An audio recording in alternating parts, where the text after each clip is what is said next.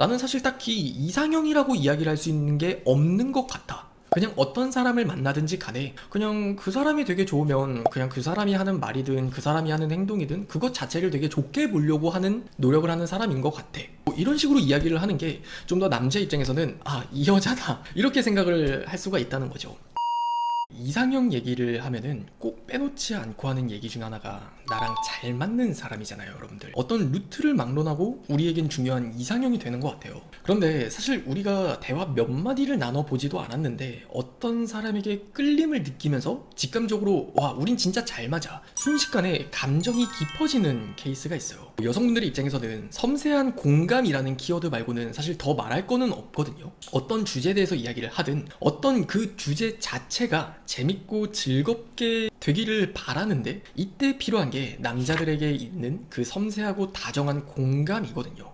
이런 모습이 보여지게 되면 뭐 남자에게 애프터를 기대하게 되고 관계에 정성을 들이려고 여성분들 입장에서 노력을 할 거예요. 남자의 입장에서도 이런 건 있기 마련이겠죠.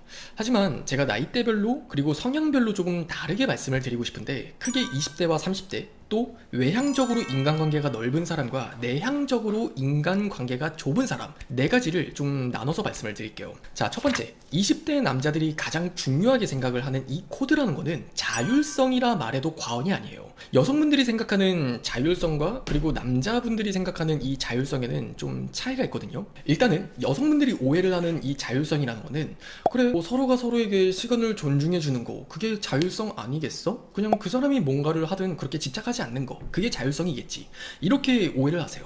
하지만 실제 남자들이 중요하게 생각을 하는 그 원하는 자율성이라는 거는 다른 행동에 대한 눈치를 보지 않게 만드는 것이에요. 이게 어떤 말이냐면은, 자, 사람마다 저마다 다른 가치관을 가지고 있어요. 그래서 예를 들어서 여자가 이렇게 이야기를 해요. 너는 왜 일 끝났는데 연락을 안 해? 라고 이야기를 하면은 남자의 입장에서는 그래요.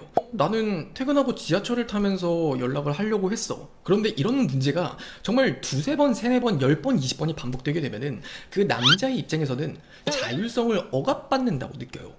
누구나가 집착이나 구속적인 관계를 원하는 사람은 없을 거예요. 뭐 많은 20대 여성분들도 그 불안함 때문에 뭔가 이렇게 해주길 바라고 저렇게 해주길 바라지만, 사실 이러한 요인이 그만큼 남자들에게도 참 중요한 문제인 것 같아요. 되게 남자들의 심리는 그렇죠. 아니, 나는 얘를 서운하게 만들고 정말 거짓말을 치려는 의도로 그런 건 아닌데 얘는 정말 내가 하는 노력이나 최선은 바라봐주지 않고 그냥 얘가 원하는 노력을 나한테 자꾸 강요하게 바쁘구나. 이런 경험이 정말 두세 번만 쌓여지게 되면은 어떤 여자를 만나든지 간에 사실 일단은 발작 버튼이 눌린다 해도 과언이 아닌 것 같아요. 그러다 보니까 어떤 여자를 만나든지 간에 연애 초반 또는 썸을 탈 때 이 여자에게서 그런 자율성을 느끼게 된다면 남자는 이 여자에게 좀 더 깊은 관계에 어떤 사랑을 빠지게 될 수가 있다는 거예요. 뭐 구체적인 대화를 예로 한번 들어본다면은, 뭐 우리가 이상형에 대한 이야기를 하잖아요. 그러면은 되게 많은 여성분들이 생각을 하는 남자의 이상형은 다정하게 나를 챙겨줄 수 있고, 어디 갈 때는 그냥 항상 나한테 이야기를 해주는 그런 소통을 잘하는, 떨어져 있어도 나를 불안하지 않게 만드는 사람이요, 뭐 이런 식으로 얘기를 할 수도 있을 거예요.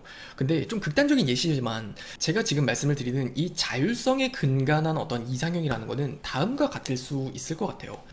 나는 사실 딱히 이상형이라고 이야기를 할 수 있는 게 없는 것 같아. 그냥 어떤 사람을 만나든지 간에 그냥 그 사람이 되게 좋으면 그냥 그 사람이 하는 말이든 그 사람이 하는 행동이든 그것 자체를 되게 좋게 보려고 하는 노력을 하는 사람인 것 같아. 뭐 이런 식으로 이야기를 하는 게 좀 더 남자 입장에서는 아, 이 여자다 이렇게 생각을 할 수가 있다는 거죠.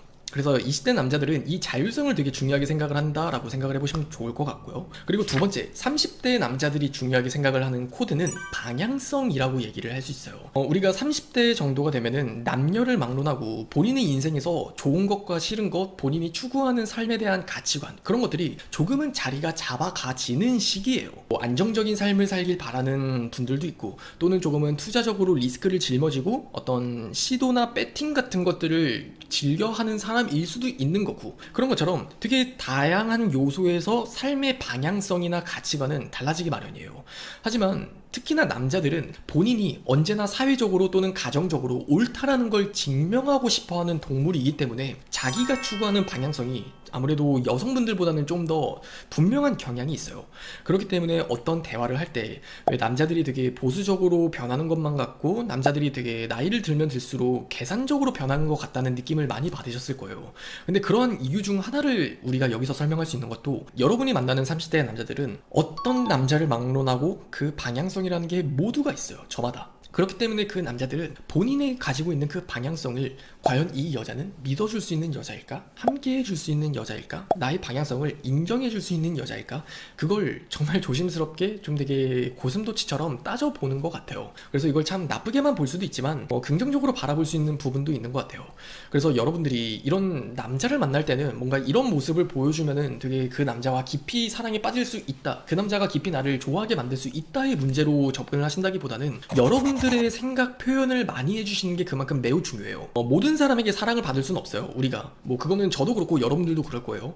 내가 중요하게 생각하는 사람에게, 내가 사랑하는 사람에게 사랑받는 게 우리 인생에서는 큰 행복을 결정짓는 차이라고 저는 생각을 하거든요. 그렇기 때문에 여러분들이 생각을 정말 거침없이 표현하고 여러분들의 어떤 주관이나 가치관을 정말 끊임없이 많이 이야기를 해보는 거예요. 10명의 남자가 있으면은 8명은 어쩌면 여러분들의 가치관이나 방향성과 맞지 않을지도 몰라요. 하지만 제가 장단컨대 한두 명의 남자는 분명 여러분의 생각을 존중하고 깊이 생각을 하면서 여러분에게 진짜 깊이 빠질 수 있다라고 저는 장담할 수 있어요. 그렇기 때문에 여러분들이 좀 더 30대 남자를 만날 때는 이런 거를 되게 조심해야 될까, 저런 거를 조심해야 되고, 저런 모습을 보여줘야 될까, 이렇게 눈치 보는 연애나 만남을 지속하신다기보다는 되려 어깨를 피고 당당하게 나의 생각을 거침없이 이야기를 하세요. 그리고 차라리 소개팅 횟수를 늘려보세요. 그렇게 다양한 남자를 만나보시면서 10명의 남자에게 다 러브콜을 받는 소개팅이나 만남을 생각을 하신다기보다는 10번 중 8번이 꼴이 안 들어가도 단 한두 명은 정말 나를 되게 정성스럽게 붙잡는 만남을 추구하는 게 정말 여러분이 한 6개월, 1년 뒤를 봤을 때 그게 정답이다라는 거를 정말 뼈저리게 공감을 하실 거예요. 그래서 30대 남자들은 방향성이라고 정리를 할 수 있을 것 같고, 그리고 세 번째, 자, 이번에는 성향으로 분류를 해보는 문제인데, 외향적으로 인간관계가 넓은 사람들이라고 얘기를 할게요. 이런 사람들이 중요하게 생각하는 코드는 바로 사회성이에요. 자, 외향적인 사람들의 특징 중이나 성향 중 하나는 뭐냐면은 이 연애라는 거를 구분하지 않아요. 이게 무슨 말이냐면은 인간관계의 한 범주로 인식을 한다는 거예요. 이건 많은 여성분들이 되게 공감하기 좀 어려운 케이스인데, 여성분들은 그냥 일은 일, 그리고 연애는 연애, 그냥 친구는 친구, 가족은 가족, 이거는 따로따로 구분을 지어 놓듯이 선을 그어 놓는 게 여러분들의 습성일 거예요. 이거는 좀 소극적인 남자들도 그래요. 근데 인간관계가 굉장히 넓고 진짜 발이 넓은 사람들 있죠. 그런 사람들은 대개 연애라는 거를 인간관계의 확장관계로 인식을 하는 경향이 매우 높아요. 그렇기 때문에 본인이 인생에서 중요하게 생각을 하는 그 가치관이 뭐겠어요? 그만큼 인간관계가 넓다는 것은 사회성이 뛰어나다는 거예요. 그렇기 때문에 본인이 추구하는 이상형이나 본인이 중요하게 생각을 하는 어떤 핀트 자체도 이 사회성이라는 게 된단 말이에요. 참 슬프지만 어쩔 수 없어요. 여러분이 좋아하는 남자에 비해서 나는 너무 좁고 깊은 인간관계를 가지고 있고, 그렇게 사회성에 대해서는 나는 사실 내 스스로를 볼 때 나는 잘 모르겠는데 하시면은 그 남자와는 좀 삐그덕거릴 가능성이 다분해요. 그 남자가 적잖게 마음에 들고 그 남자에게 내가 어떤 모습을 좀 어필할 수 있을까를 좀 생각을 해보면은 여러분들이 굉장히 사회성이 뛰어난 모습들, PR이라고 이야기를 하죠. 사회적으로 여러분이 참 존경받을 수 있는 또는 인정받았었던 그러한 모습들을 자연스럽게 이야기를 해주는 게 그 사람에게 가장 큰 호감을 사는 방법이에요. 구체적으로 이야기를 하면 그런 게 있겠죠. 친구와의 문제가 있었는데 그 친구의 문제를 내가 중간에서 어떻게 중재를 했었는데 그 이후로 이 둘이 나에게 참 많이 되게 고마워하고 있더라 하는 문제라든지, 또는 내가 직장을 다니고 있는데 직장에서 이러한 문제가 있었는데 그 문제를 나는 이렇게 슬기롭게 해결해 나갔다라든지, 좀 직설적으로 이야기를 하면은 생색을 내라는 이야기예요. 알겠죠? 그런 것들이 이 외향적으로 인간관계가 넓은 사람의 입장에서 봤을 때는 굉장한 플러스 요소가 된단 말이에요. 자, 그리고 네 번째, 그와는 반대로 내향적으로 인간관계가 좁은 사람들에 대한 이야기예요. 자, 이런 남자들의 코드는 인정이라는 키워드를 저는 가장 먼저 말씀을 드리고 싶은데, 이런 남자들은 어떻게 보면 본인이 소수라는 걸 알아요. 남자는 다른 말로 사회적인 동물이다라는 말이 있어요. 본인의 자의일지 타의일지는 모르겠지만 기본적으로 인간관계가 좁다라고 사회성이다라고 이야기를 하는 거는 남자들의 세상에서는 그 사람의 사회성이 굉장히 열의하다는 거예요. 사회관계에서 지켜야 되는 어떤 예의가 부족하다든지, 또는 다양성을 생각하는 어떤 융통성이 부족하다든지, 또는 다른 사람과 친근하게 이야기를 할 수 있는 어떤 화술이 부족한다든지 등 어떤 뭐 하나가 부족하기 때문에 이렇게 인간관계가 좁을 수밖에 없거든요, 남자들은. 왜냐면 이건 본능의 영역이기 때문이에요. 뭐 솔직히 말씀을 드리면은 저라는 사람도 그래요. 저는 1년에 만나는 친구가 진짜 둘밖에 안 되고, 그 만남의 횟수 자체도 1년에 총 5번이 되지가 않거든요. 그렇기 때문에 술도 안 먹어요. 그런 저라는 사람에게도 그 가장 큰 인간관계나 사회성의 결점이 있는 게, 사람을 알아가는 것 자체를 전 되게 힘들어하는 스타일이에요. 그러다 보니까 이거는 저의 이야기이기도 할 것 같은데, 인정을 받는다는 게 이런 캐릭터들에게는 매우 중요해요. 그러다 보니까 어떤 여자를 만날 때 어떤 기준에 의해서 재단을 한다든지, 또는 뭐 남자들은 이런 거 아니야? 뭐 그냥 너가 이런 말을 하니까 뭐 그런 거 아니야? 뭔가 평가를 당하는 것들이 있죠. 이런 네 번째 케이스에서는 특히나 예민하고 더 민감해요. 그렇기 때문에 여러분들이 친근함을 표현한다고, 또는 그 남자에게 대화를 어떻게든 이끌어 본다고, 뭔가 남자들은 뭐 약간 이렇지 않나요? 약간 이런 얘기 하나가 사소하게는 그 남자의 심기를 거슬릴 수가 있다는 거예요. 만약 여러분이 마음에 든다면, 뭐 여러분이 마음에 안 든다면 뭐 심기를 건드리든 말든 알 바는 아니겠죠.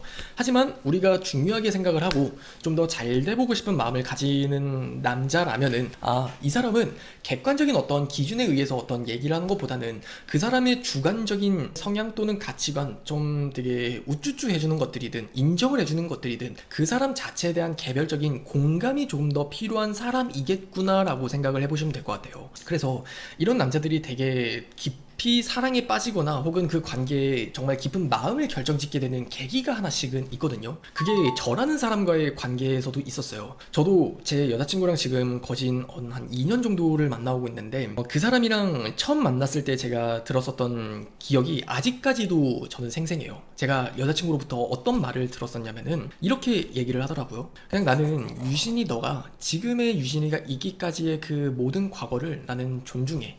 너가 어떤 삶을 살아왔든지 간에 지금의 네가 있다는 거는 참 너는 너의 과거로부터 잘 살아왔었던 것이었고, 그러하기 때문에 지금의 너가 있는 거잖아. 나는 너의 어떤 그 많은 과거들, 지나왔었던 그 과거들 모두를 사랑해. 이런 이야기를 저한테 해줬었어요.